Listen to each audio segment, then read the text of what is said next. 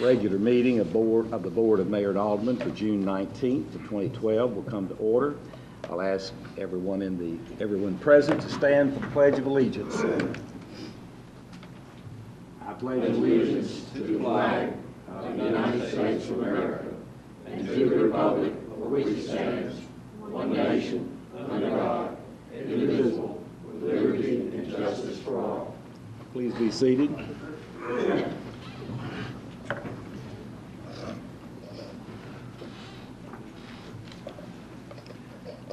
Before we get started on our agenda, I'm going to ask that we pause for a moment of silence as we show our respect to the family of our Vice Mayor and Alderman Jerome Ellis and the untimely death of his son Jeff.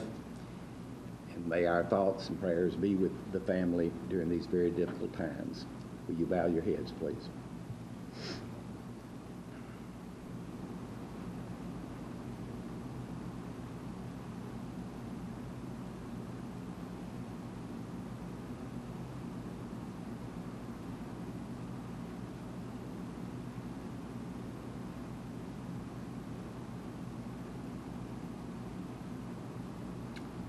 Amen. Amen. Our first item is a public hearing dealing with Ordinance 12-06. This would adopt the annual budget and tax rate for the fiscal year beginning July 1st of 2012 and concluding on June 30th of 2013. Is there anyone present who would like to make a statement regarding the proposed budget and tax rate?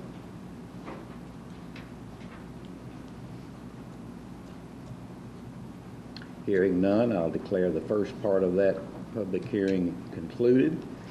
The second is a request from the Springfield Police Department to submit a Justice Assistance Grant application. We refer to them as JAG grants. Is there anyone who wishes to speak in regard to that? We will conclude that hearing. Then part 3 of the public hearing deals with Ordinance 12-07, which amends our zoning ordinance by rescinding Ordinance 808-30 and Section 11-608 and substitutes a new Section 11-608. Does anyone wish to comment upon that proposed change? Hearing none, the public hearings are concluded. 1.3 is recognition of Dixie Youth Baseball Week. What do we have here, Mr. City Manager? We have a proclamation for you to present to Tony Felts. All right. Mr. Tony Felts, come forward here. Let's get you.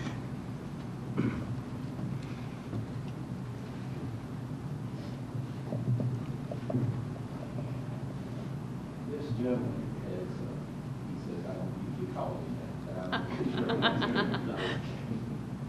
has worked very hard to try to obtain this youth baseball week, and this was, quite a simple thing to pull off. He's worked very hard to lay out the plans for this and to secure this as a very worthwhile project for Springfield to host. And I'm not going to read all of the proclamation, but simply to say I'm going to read just some portions of it. Whereas the first Dixie Youth League was formed in the state of Tennessee in 1958, Dixie Youth Baseball is now located in over 100 communities statewide. And whereas the 2012 Ozone State Tournament will provide the opportunity for participants to make new friends and share a common experience with the best 11 and 12-year-old players from across the state. Now, therefore, the Board of Mayor and Aldermen of the City of Springfield do hereby proclaim July 13th through 18th of 2012 Dixie Youth Baseball Week, and ask all citizens of Springfield to welcome our special guests to recognize the importance of Dixie Youth Baseball for our community and our state.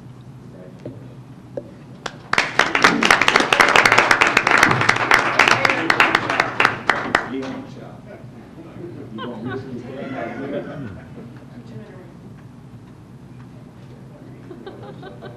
Item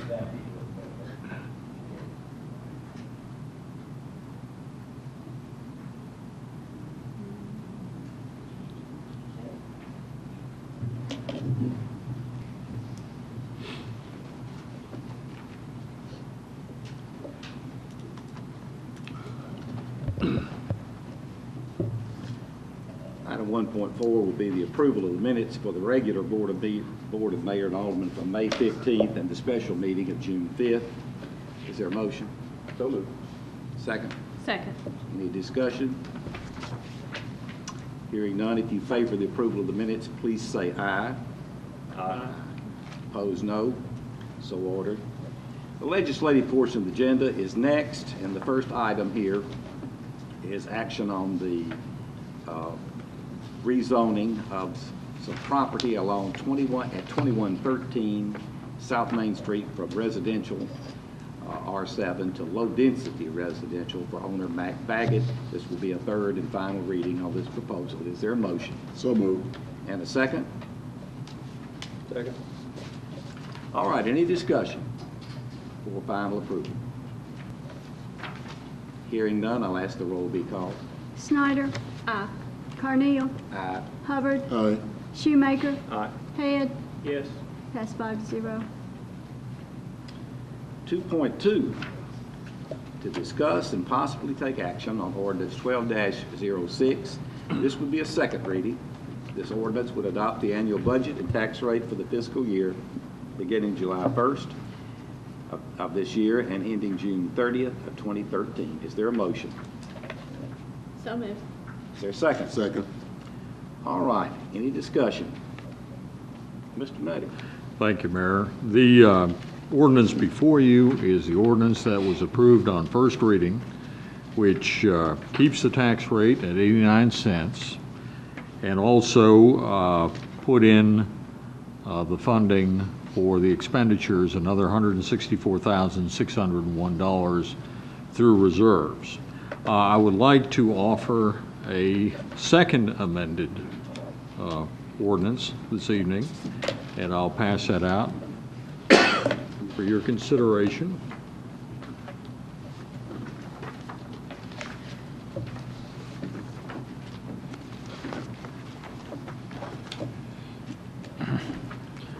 And I have some supporting documentation to go with that.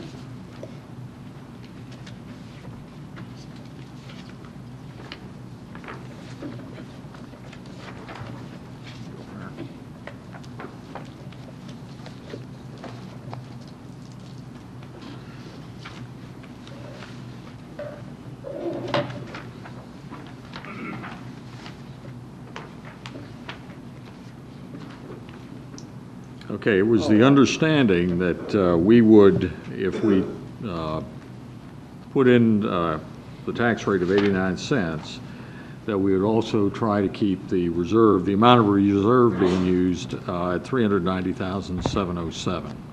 So taking a first pass at this, it's not everything we need. We're still about $48,000 shy of where we need to be, and we should be able to come up with that by the third reading. First of all, in revenue, you can see property taxes. Why it's not 164,601 is the fact that we did keep it at 89 cents, but we increased the collection from 96.5% to 97%.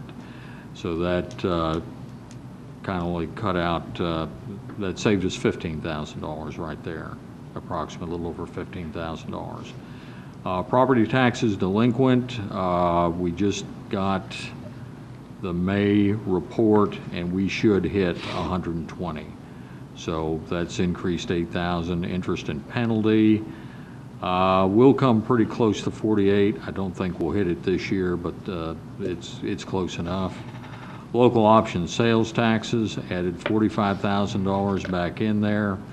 If you looked at the spreadsheet that I forwarded on to you, in real collections, not counting the nearly $100,000 had to be rebated to Electrolux, we collected $4,590,000. So on the first pass, we were just 70,000 above last year. Increased another 45. I think that's doable. Most years we're over 100,000, and if we miss it, we won't miss it by much.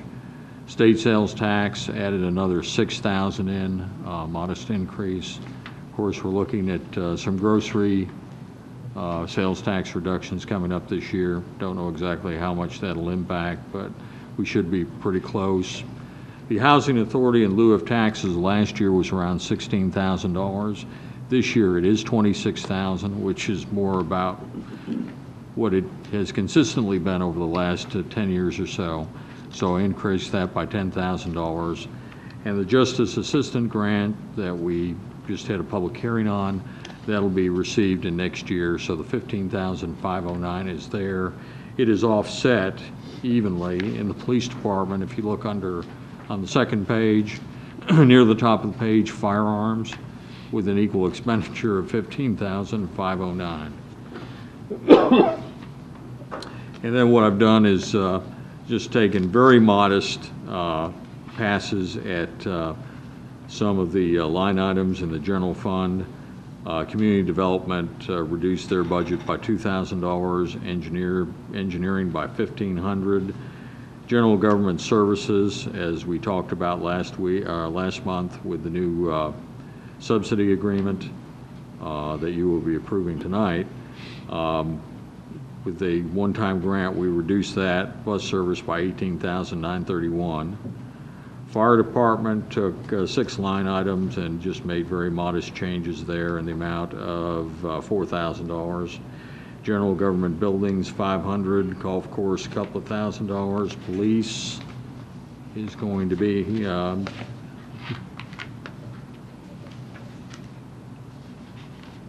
let's see, make sure I add that up. About $7,000 coming out of 1, 2, 3, 4, 5, 6, 7 accounts. Animal control reduced by $500. Street and drainage, street lighting, as you know, had to come up by $21,000. Reduced some line items by a total of $8,000. Parks and recreation, $3,500 reduction. So the reserves now, instead of being over $550-something thousand, are now $438,000. So by third reading, we've got to get down to $390,707, which is about $48,000, a little less than $48,000. Also in the water operating fund, since the last meeting, FEMA came in to look at our one remaining large project that we should have some money coming in on, and that is $90,000. We had 3 water lines that were broken at stream crossings, and the total amount was $197,000 plus a little more than that. They'd given us $107,000. I've talked to the FEMA people and was able to answer their questions, and I have every reason to believe that we'll get the full amount of $90,000 back to the water department. So you can see that their balance is going to be a little higher. One thing I wanted to talk to the board about, and it's really after I submitted my original budget, is we really, with all the things we're going to be dealing with in water and wastewater in the next several years, this has really been an ongoing problem. A few years ago, we had 46 employees in the department. We eliminated 2 supervisory positions that I really think were just in the wrong spots. We had some, just traditionally, we've had some people doing some supervisory work, and they really weren't used to maximum efficiency.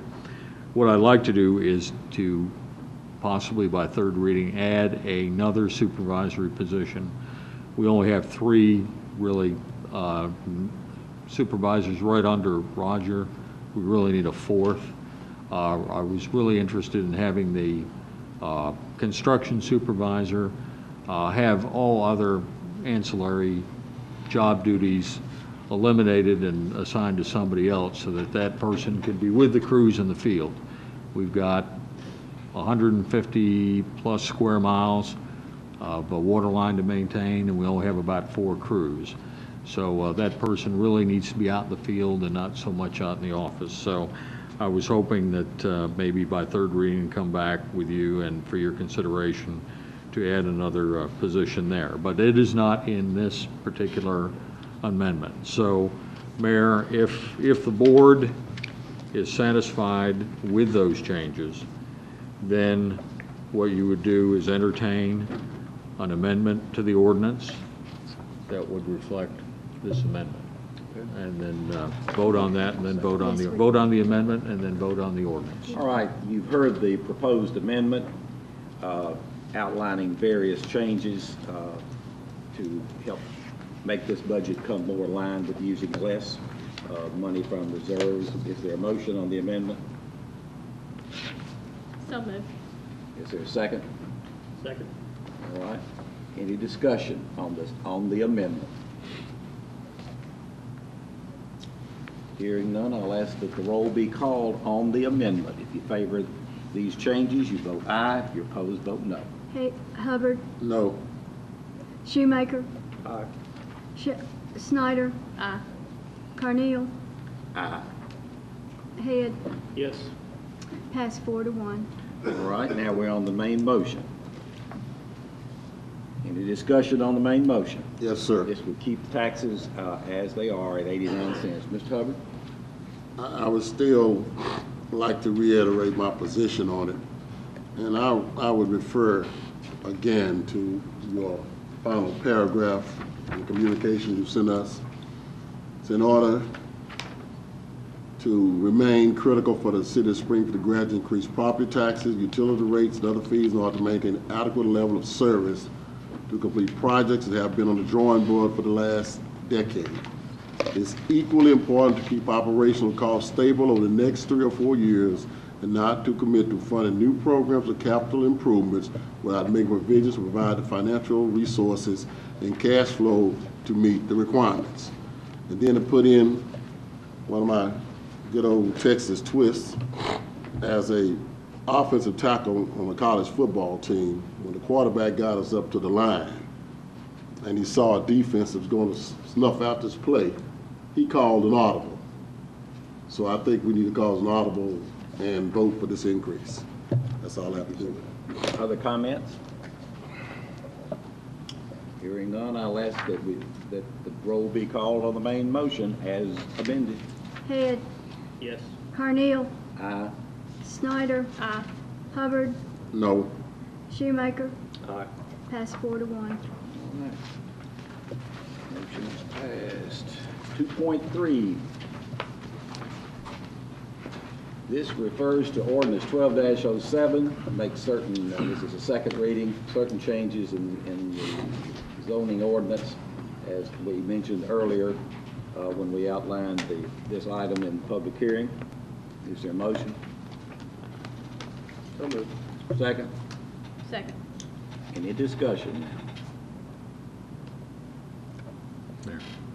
Mr. Knight? Thank you, Mayor. I would like to introduce a couple of really small amendments by way of clarification. Mr. James talked to me this afternoon, and we want to make it perfectly clear that the exception we're making is for national franchises or regional franchises that have a certain look that they want their buildings to have.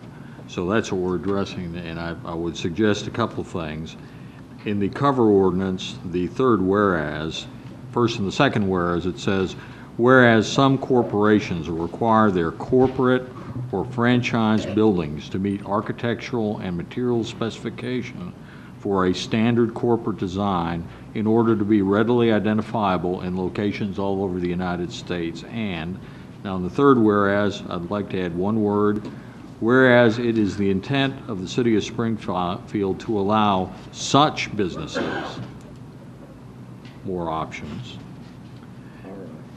And then on the second page, if you look at the second paragraph from the bottom, let's pick it up on the last sentence.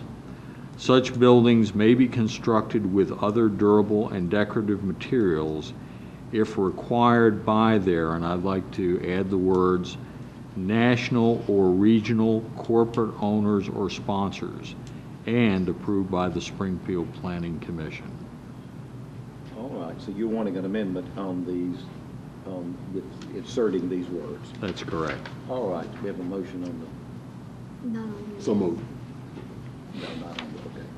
Now you're moving on the amendment, correct? Moving on the amendment. All right, second on the amendment? Second.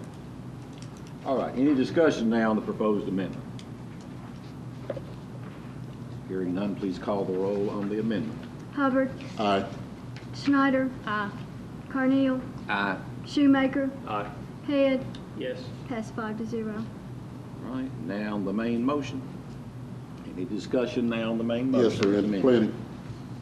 planning commission, as Mr. George know, we was talking about, and we use Walmart as an example, to make this Walmart different than any other Walmart in the country. To try to get it to go along to general chemistry of the vicinity in which it was located. Well, I think you can see with what Payne Brothers has Right, completed another one, there, yes. that's the effect of it, and certainly it's a positive effect. So I think Cunningham is next with one. Right. Theirs is underway at this time. So we know what General Motors is requiring anyway. We'll see what some others do. Hopefully they'll show equally good taste. Anything further on before we vote on the main motion? Please call the roll. Carneal, Aye. Head, Yes. Shoemaker, Aye. Snyder. Hubbard. Aye. Passed 5-0. Okay, 2.4 is a second reading on ordinance 12-08. This revises the schedule of rates and charges for the water system. Is there a motion? So moved. Second.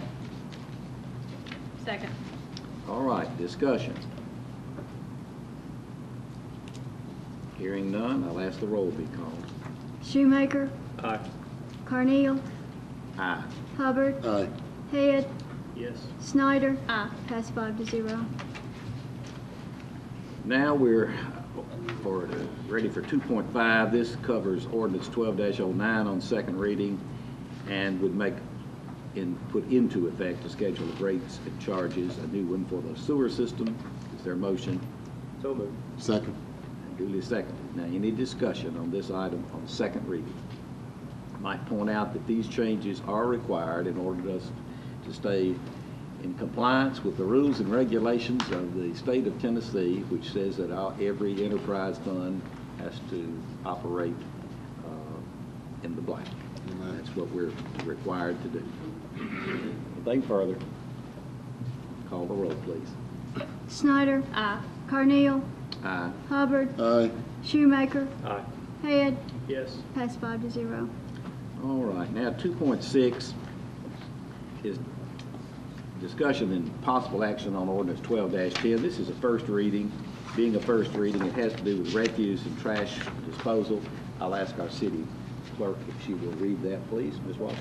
Ordinance 12-10, an ordinance amending ordinance 05-19 and Title 17 of the Springfield Municipal Code entitled Refuse and Trash Disposal by amending Chapter 1 entitled Refuse by rescinding sections 17-113 and 17-114 in their entirety and substituting new subsections 17-113 and 17-114 to read as set forth in Exhibit A attached. Whereas it has become necessary to strengthen regulations pertaining to refuse collection in order to improve the general health, sanitation, and appearance of the city. Now therefore be it ordained by the Board of Mayor and Aldermen of Springfield, Tennessee as follows. Section 1, Ordinance 05-19 and Title 17 of the Springfield Municipal Code entitled Refuse and Trash Disposal are hereby amended by amending Chapter 1 entitled Refuse by rescinding sections 17-113 and 17-114 in their entirety and substituting new sections 17-113 and 17-114 to read as set forth in Exhibit A attached. Section 2, all ordinances, resolutions, and policies in conflict with this ordinance are hereby rescinded to the extent of the conflict only. All right, now is there a motion that this be placed on the floor for consideration? So moved. Motion's made. Is there a second? Second. All right, we have talked about this issue for quite some time. It's been put in a formal statement. Any comments, City Manager. Mayor? sir? What this does is just makes a few minor changes to the existing ordinance that reflects the change in the policy. And if I could, Mayor, maybe just take everybody through that real quick. You'll notice the last 2 pages of your handout are the existing sections. 17-113 and 17-114. The proposed changes are highlighted in bold, and as of June 29th, the end of this month, Friday, the last Friday of the month, we will no longer be collecting heavy trash once a month. And so what I've changed this to read is that, and of course we will be keeping the monthly limb and brush collection as we always have. So that'll go on every single month. But to reflect the change in the policy with regard to the heavy trash, 17-113, rubbish and bulky waste, will now read, in addition to the weekly refuse card collection service, the city will, once a month, provide extra refuse collection service for, and this clarifies the rubbish that we're picking up. We're talking about consisting of limbs, branches, tree trimmings, brush, grass cuttings, chips, and shavings only. All other rubbish and bulky waste shall be collected during months designated by the city. Now, I've kept it very general because we might change the number of months or we might change the specific months. Right now, we're planning to pick up in October and April. If we do modify that policy, we won't have to change the ordinance again, so that's why that's very general. Everything else remains the same in that section. Then in 17-114, there are just a few small changes. In number 5, we had previously mentioned that all wood and limbs must be cut in lengths not to exceed 6 feet, and we've changed that to 8 feet. With the trucks we have now, this should not be a problem. So we made that one little change. And then on the next page, number 9, the current amount of time that bulky rubbish or bulky waste must not be placed at the curb is 15 days. And I've changed that to 21 for the time being, at least on the first pass, because I feel that maybe in April and October, when we do pick up the heavy trash, that it may tend to be, because we're going citywide and we're not breaking it up into halves of the city, that it may just take a few extra days to pick everybody up. So changed 15 days to 21 days, and would like your input on that. We can think that through. By the time we have second reading on this, we'll have had our first month of collection under the new system. Just see how that goes, just something to think about. But those are the 3 small changes that I'm recommending in the budget to reflect the new policy. All right, you've heard the proposed changes in this ordinance, which we will have as Amendment 1, I guess, for this. Would someone like to move that amendment? Can we comment on it? Well, you need to go on and make a Move, motion so that we move. consider it. Okay, Yeah. so moved. And is there a second? This is on the amendment. Okay, now, go ahead, Mr. Oak. Yes, in theory, it's fine. But in actuality, with the stubbornness of some of our homeowners, tenants, it bothers me about what will occur between those at April, October, and the punishment part, so some of these stubborn people may not move it. So I sort of like what you said about having flexibility, because we might have to compromise some in order to keep the city from looking too dirty. But in actuality, I'm just a little apprehensive. I understand your comments. Of course, the goal of this is to prevent the situation we've got now. Even though we're working it every month, we seem to be inviting more trash to be placed on the street, understand that. which puts us in a constant situation of that. One half of the city is always going to look that way. Mr. Head. Paul, if a tenant or homeowner or a property owner does place household debris out in front of the house, what's going to happen? Well, in the first month, we know that we'll probably have some problems and that not everybody got the message or didn't read what was in the utility bill or see what was on television. So we expect that primarily that things are going to go pretty well because most people will have it. But the first thing, in consultation with Public Works, they will have an extra man on the truck. And what will happen initially is if they see it out there, they will go ahead and deliver a handbill to the house and leave it there. And hopefully they will see that and, you know, take care of it themselves. Toward the end of July, we have done this several times a year to great success. We will have a citywide inspection. We'll have 10 teams of 2 individuals each. And on this inspection, normally we're looking at overcrowding and other code violations. What we'll do on this pass is we'll also look for people putting heavy trash out. And all the city employees will be in uniform. So it might be a fireman that comes to your house, or it might be someone for Public Works or water, wastewater, but they'll be in a uniform. We'll go in after the close of business, probably after 5 o'clock or 6 o'clock, sometime in the evening while we've still got some light. And if somebody's got that out there, we'll knock on the door and explain what the new policy is. We want to get a face-to-face to let them know that if they can't get it and we have to get it this time, that if we have to come back the next time in August and have the same problem, that they might be cited. But I think right now, because it is a new change in policy, that face-to-face, we won't leave anything out there. Hopefully, it'll be small enough that they can dispose of it, and if they can't, we'll get it. But they'll basically be getting a warning that the next time we'll take notice of the address and what had to be picked up. And if we have the same situation the following month, then we'll just have to issue a citation. But I expect that we'll probably get pretty good results from this. I think most people are aware of it, and I expect to have a good cooperation.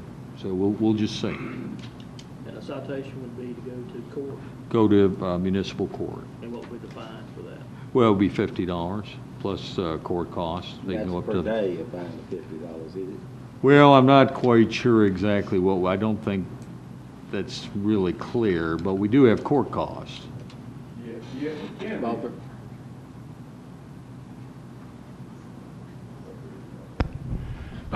Yes, and it can be $50 per day, but it would need to be kind of an aggravated case. I mean, the ordinance provides for $50, and it can be $50 per day. But the courts generally won't uphold that unless it's kind of an aggravated case where they've had a lot of notice and a lot of opportunities and that sort of thing. All right, other comments? Yeah, Bruce? just one comment, just depending on the debris, $50 fine could be less expensive than the cost to actually dispose of it. Well, you've got the court cost too, which is $70. Okay. And then if it's particularly egregious, then, you know, you might be able to convince the judge that, you know, it's been out more than one day, and you can prove it, that, you know, to levy a higher fine. But as Jim says, it needs to be pretty egregious. Well, the fine does not include picking it up, though. It's just a fine, correct? It's a fine. I don't think municipal courts can levy costs for pickup. No, there's not any authority to levy that at all that I I've mean, ever are found. we going to fine them and pick it up because we had to pick it up? Is that what we're saying? We're going to fine them and pick it up, and that's basically Okay. how we're going to do it. And the court costs will help, you know, recoup costs as well. We can go up to $70 on a court cost. Anything else down here on this? Okay, we're talking right now, of course, on the amendment anyway. Let's go ahead. Ms. Mayor and Paul. So therefore, we're talking mostly because we know, facing reality, it's mostly tenants that's doing this. This is moving out and being rejunked. So are we going for the property owner if that happens? All the property owners have been given individual letters. Okay. If we have to go out there and look at the property, we will be in touch personally with the property owner. Other questions or comments? I have one quick question. Ms. Snyder? He brings up a very good question about the turnover in the rental market here in town.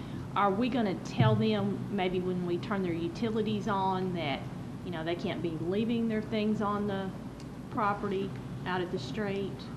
Well, if they come from another city, they're probably shocked that they can. That's probably true. But if they're Yeah, from that's here, definitely true. but if they're from here, yes, I can understand your point. That might be a way to stop some of the newcomers coming in. We just continue this education campaign. Right. We'll solve it in the long run. All right, the matter that is before you right now, unless there's something else that needs to be brought, are these few slight amendments that Paul made to this proposed ordinance. If you're in favor of the amendments, please vote aye when your name is called. If you're opposed, vote no. Hubbard, Aye. Shoemaker, Aye. Snyder, Aye. Carneal, Head, Yes. pass 5-0. Now we're back on the main motion. No, you're okay, because it's just, the ordinance was to amend the existing ordinance, so you're okay. Okay. Right. Because it's first reading. All right. All right, anything? We'll move on then. We have finished the legislative portion of the agenda. And we're ready now for the administrative portion, which first item being the electric rate adjustment that is due monthly because of TVA contract with us. Is there a motion So moved. and a second? Second. And what's the change this month in the rates? It'll be 1.5% or an increase of $1 to $2.50 on an average residential bill. 1.5% on residential. All right. All right. Have a motion and a second. Any discussion? Hearing none, please call the roll. Carneal, Aye. Head, Yes. Shoemaker, Aye. Snyder, Aye. Hubbard, Aye. pass 5-0. All right. Now, the same situation with the gas rates. Is there a motion? So moved. Second. And duly seconded. Mr. Hall, what's your rate change? 198.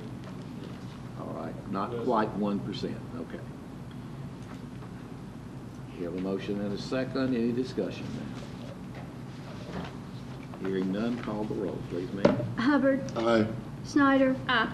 Carneal, Shoemaker, Aye. Head, Yes. pass 5-0. Okay, next is the appointment or reappointment of our city judge and interim judge. Mr. City Manager, statement on that?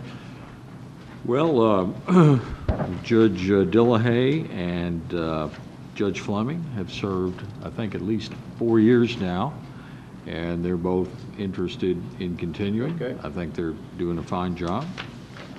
All right, both the current city judge and the interim judge or substitute judge have agreed to continue serving. Is there a motion that these appointments be approved? So So moved. moved. I've seconded. All right, any discussion? Please call the roll. Shoemaker, Aye. Carneal, Aye. Hubbard, Aye. Head, Yes. Snyder, Aye. pass 5-0. Okay, and now we're ready for some appointments or reappointments to several boards. I'm going to read all of these, and then we'll discuss our situation and see how to deal with this. Under Historical Preservation, Mary Dudley Onstott.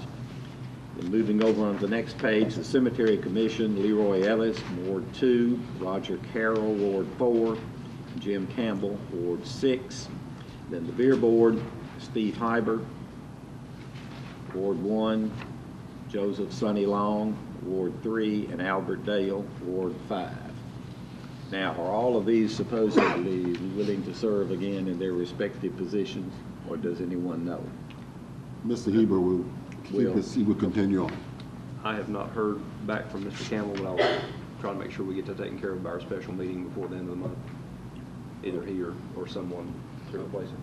Okay. Roger Carroll wishes to serve again. Okay. Albert Dale is good in Ward 5. Albert Dale. Albert, fine. Well, do you want to go on and approve these, and if we find out there's somebody that can't serve by next week, if you check, then we can straighten that out, okay? Would that be the better way to do it? All right, if you would favor these recommendations. I've got one thing. Okay. Industrial Development Board, vacant in Ward 5. Yep. We talked about Dave Fisher, and then he had some illness, but I've talked to him again, and he's ready to serve. And I think his issue was taken care of, so he has no conflict of interest that I can see. Okay. Can All we right, add you want that? to add him to it? Please. Well, we'll just go, all right. In addition to these that you see printed, we'll add to the Industrial Development Board, Dave Fisher. Now, with all of these, we have a motion in a second now? No. No, all right. So moved. All right, and the second? Second. All right, that would take care of all of these appointments. You favor these reappointments and then the new appointment there in the Industrial Board. Please say aye when your name is called, and if you oppose, vote no. Snyder. Aye. Carneal. Aye. Hubbard. Aye. Shoemaker. Aye. Head. Yes. Pass 5-0. Okay, now 3.5 is to discuss and possibly take action on the agreement with the Regional Transportation Authority, which we refer to as RTA, for the regional bus service that has now been established between Springfield and downtown Nashville by way of Joelton. You have a memo from the city manager. Is there a motion that this agreement be formalized? So moved. Second? Second. Now, any discussion? Paul, did you have anything to add to that? No, sir. Other than the fact that the $813 has been placed in the budget. And as a result of a grant, and instead of us having to pay $18,000 or $19,000 for our supplement, we're only having to pay $800 and something per year for this service. All right, I think people that are using this are probably more and more aware of the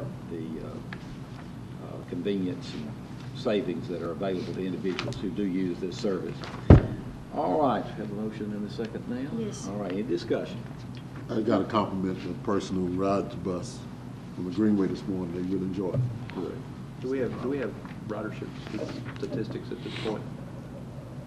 I can get them. I think it's pretty regular, at over 50 a day on each route, I believe, coming and going. Between the two buses or on each bus?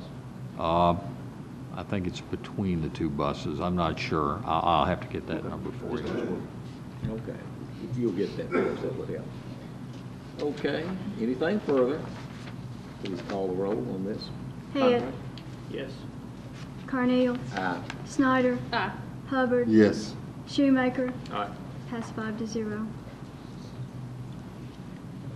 3.6 is to discuss and possibly take action on the decision by the Construction Board of Adjustments Appeal in regard to 4 houses located on 17th Avenue East. They are at 102, 104, 106, and 108 on 17th Avenue East.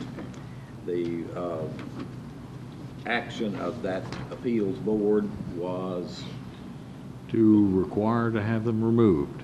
okay, and we are to, Well, Mayor, I don't think we'll have to take any action tonight, and I'll tell you why. I'm going to distribute this for you. A person who wants to appeal the decision of the Construction Board of Adjustments Appeals has to file and pay a fee for that. And Mr. Warner had initially indicated that he wanted to do that, and even though his appeal time had expired, we allowed him to possibly have the opportunity to appear at tonight's meeting if he wanted to. And as you can see, he was served with a letter. We did put him on the agenda. He was served by a letter. You can see he signed for the letter, and he did not report to make such an appeal. so there's no action needed. No action. No appeal. No appeal. Appeal is dropped. All right, now we move to 3.7, discuss and possibly take action on the acquisition of the property that Hale and Cotton that we are possibly to receive from Hale and Cotton next door to the police department. You want to discuss that, Mr. Nutting? Well, I'll let Mr. Balther handle Mr. that. Balfour, our attorney? I don't know that there's really any action needed because in April you approved that, provided that it passed the site assessment, environmental site assessment, which it did. And I have prepared the paperwork and have tried to contact Mr. Corbin at 209th Avenue East LLC. I've talked with him on the phone, and they're still fine with it. Of course, the city's out the expense of the environmental assessment, out the expense of the legal fees, the title insurance and recording, which will amount to $1,200, and then we'll pay roughly half the year's property taxes, which the county taxes for the full year amounted to $1,882, and the city taxes for the full year amounted to $580. So we're not talking about a lot of money there. Okay.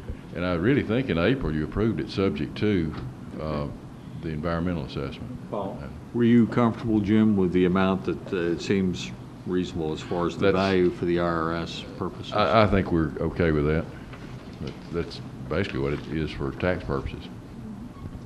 All right, well, no action is needed there. Now we move to 3.8. We have a request from Diane Johnson, event chairman of Whiskers and Paws, to hold a Whiskers and Paws 5K run walk for the cause. That's to be held on September the 29th of this year, beginning at 8 a.m. and finishing at 9:30 a.m. You have an application, you have a route of the run listed. It's passed all approvals. Is that right, Mr. Nutting? Police department has no problems with this. All right. Is there a motion that receives approval? So moved. Second? Second. Questions or comments? Please call the roll. Hubbard, Aye. Snyder, Aye. Carneal, Aye. Shoemaker, Aye. Head, Yes. pass 5-0. All right, 3.9, final item on the agenda is to discuss and possibly take action on E911 communications radio dispatch personnel. We're not going to make a motion yet. We're going to hear from the city manager and go from there. Okay. Thank you, Mayor. Unfortunately, this is going to impact our budget. I've talked to Mr. Bradley, and he's put forward the case, and I think he fully understands and is basically is very supportive of the fairness of our position. He has yet to get any movement from the Budget Committee. I talked to Mr. Richard today, the county attorney, had a good discussion with him, and I think he and Mr. Bradley believe that there's a good chance that they can get at least pretty close to half of what they should be paying next year, and hopefully work up to 100% of what they're paying. Right now, and what we did as a reaction to that is we eliminated, there was one new supervisory position we thought needed to be in the budget this year. We've taken that out. That's about a $40,000 impact, something like that. And so we reduced that amount. Based on what they should be paying at about 63% of the calls, they should be paying another $295,585, and the city of Springfield and White House should be not paying, should be paying that amount on the other end, a lesser amount. So just to give you some indication of, let's just say they offer to increase it by half this year. Right now, if we keep everything the same as it's allocated this year, the county would be paying another $148,000.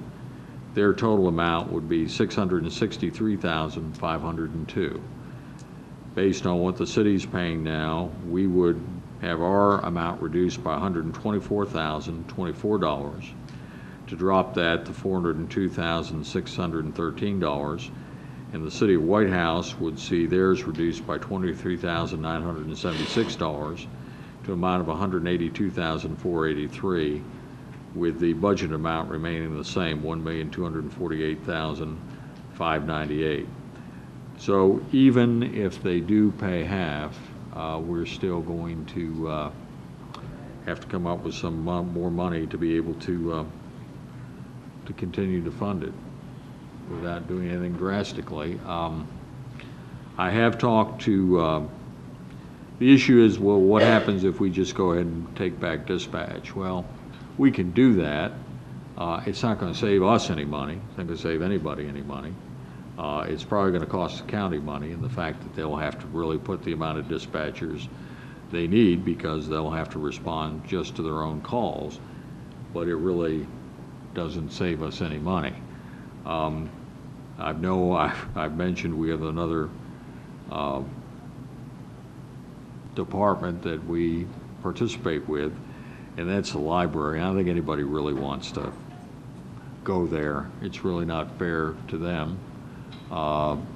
They absolutely depend on the money. If we reduce the amount of money, the state money that they receive for their operating cost is going to be reduced greatly. So really, I guess the choice is, the only way we're going to reduce this is to see if we can negotiate this up to half of what they owe, and see if we can make it, the full amount next year. Unless there's some other way you want to. The agreement itself that set this up, is this renewed on a basis from time to time, or does it run? Actually, there's no period term of the agreement. No, we just basically, the agreement that we talked about was how to merge the organizations. It was not addressing the number of dispatchers, because it felt everybody understood that you had to pay for your fair share of the cost of dispatchers. So we can leave the agreement anytime. There's no term to the agreement.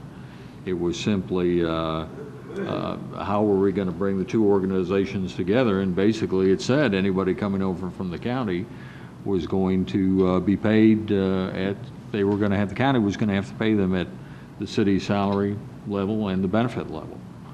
And that's what we agreed to do. But the amount that they're paying, they didn't bring all the dispatchers. The problem was they didn't bring all their dispatchers, and the initial reason for that is when they were going to have to bring their people over, they were going to have to adjust their budget to be able to pay them more.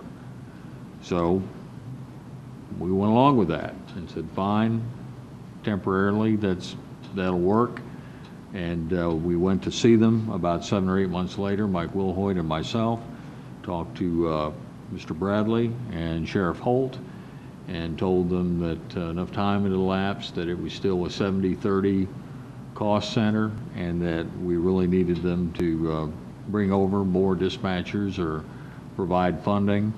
I told them at that time it's going to have to be an issue with our board, that although it's not costing us any more money this year than it did the year before, they're gaining all the benefit of the economies of scale, and we weren't having the opportunity to claim any of that benefit.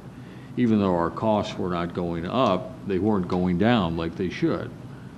As the new budget arrived, we brought on White House, and they brought on their full complement, because frankly, the cities don't have the luxury of we got to bring everybody over, or it's just not going to function. So White House brought those over. We made the same agreement. They had to pay city salaries and city benefits, which they did. In the meantime, the county, that really doesn't pass its budget until August or September, took no action. And so as we went into this year, we had budgeted the same amount that we had the year before, but we were hoping this year that they would, we would actually realize some savings, because they would come back and pay at least a good-sized portion of what they ought to be paying. And that did not happen, which results in where we are today. But we have an agreement, and it's going to be rather complicated if we try to alter that agreement by, say, separating the dispatch functions within that building. Well, I just think it's unfortunate, but there's nothing really to be gained by that. I think the whole thing has worked very well.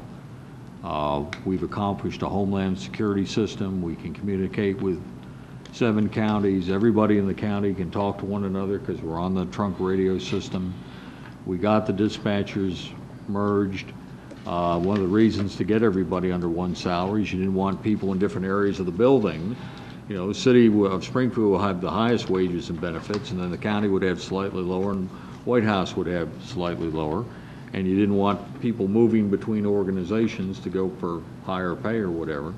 So there were several reasons for doing that. And then when you talk about getting everybody on the same pay, then everybody can answer for everybody else, and you're talking about then taking in economies of scale where you could probably use fewer dispatchers, which I think we've proved you can get by with fewer dispatchers.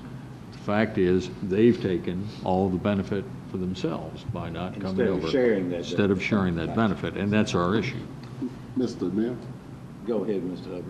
Hubbard. Personally, that's one of those emergency blindsiding things that is hitting our budget. I personally, I ran into the sheriff. I had to remind him. We had a gentleman's agreement, and sir, you're not honoring the gentleman's agreement, and I'm not going to, as one of the, I'll put it this way, as one of the aldermen of the city, bite the bullet. You're gonna do what you're supposed to do. Well, I didn't set too pretty with him. Then I saw Mr. Bradley, and I reiterated the same thing. Well, Mr. Bradley referred to me that, you know, the sheriff has his own budget. You see, but the thing of it is, it's not fair to the citizens of Springfield, since we already paid county taxes, to inherit this. You see, and you know, I can't sit back and, well, you know, just another thing that happened. You know, we have to get upset about this. See, because this is just no way to treat us.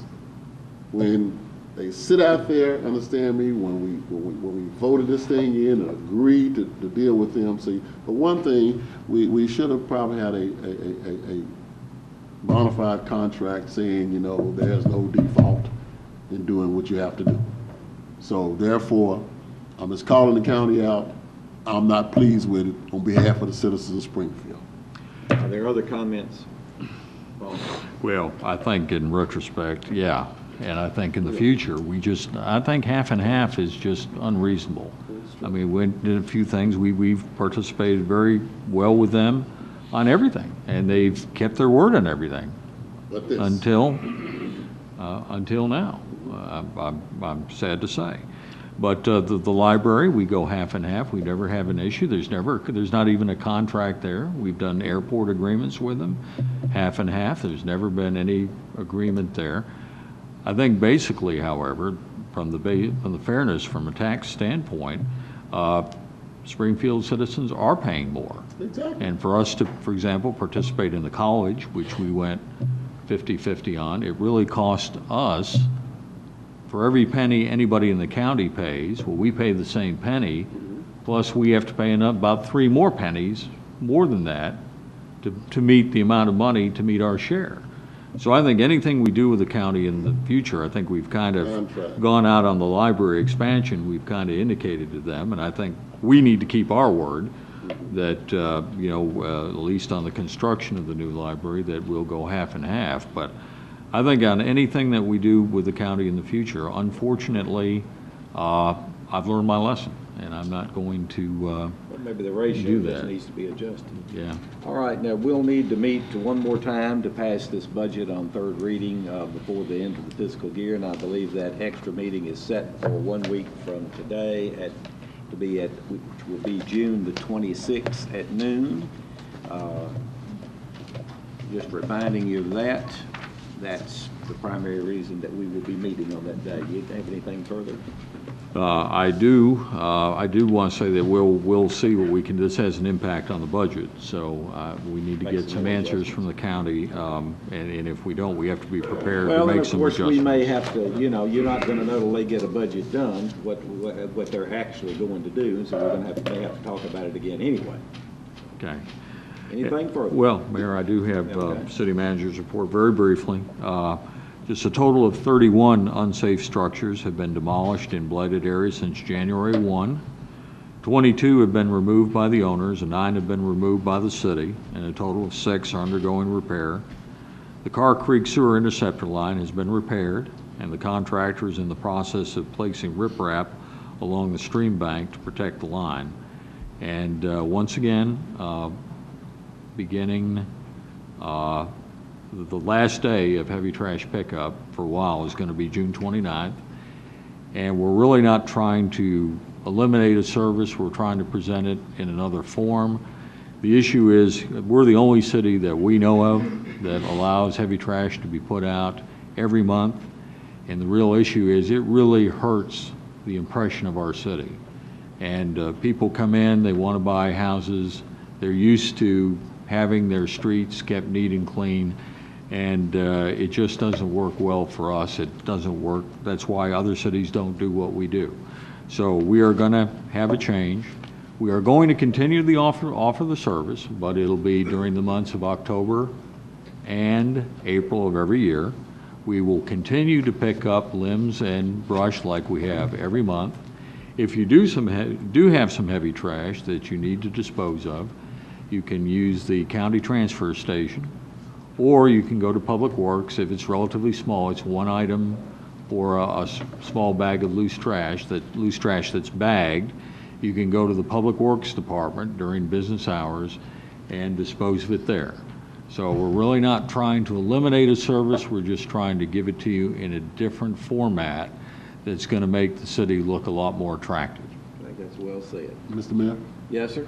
Yes, I still want us collectively as a board to let the Robeson County Board of Education understand that we're not letting them off the hooks.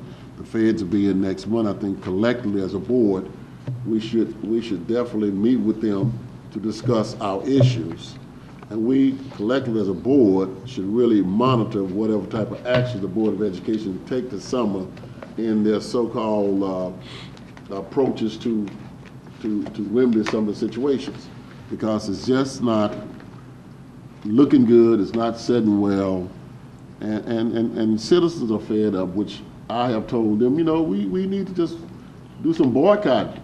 You know, we need to have some town meetings declaring that enough's enough. I met with Mr. Whitlow in that regard on yesterday to let him know that we wanted to stay abreast of any proposed changes and let them know that we still expected those changes. And we will see what happens. That I will be checking with him on behalf of the city on a regular basis to provide updates. So he knows we're still watching what's going on. And I think the meeting with the feds was is scheduled this week. But the thing of it is, no disrespect. I mean, he's had his chance. And I have no confidence in him stepping up to the plate. Well, he has been reminded. Anything further? Stand adjourned.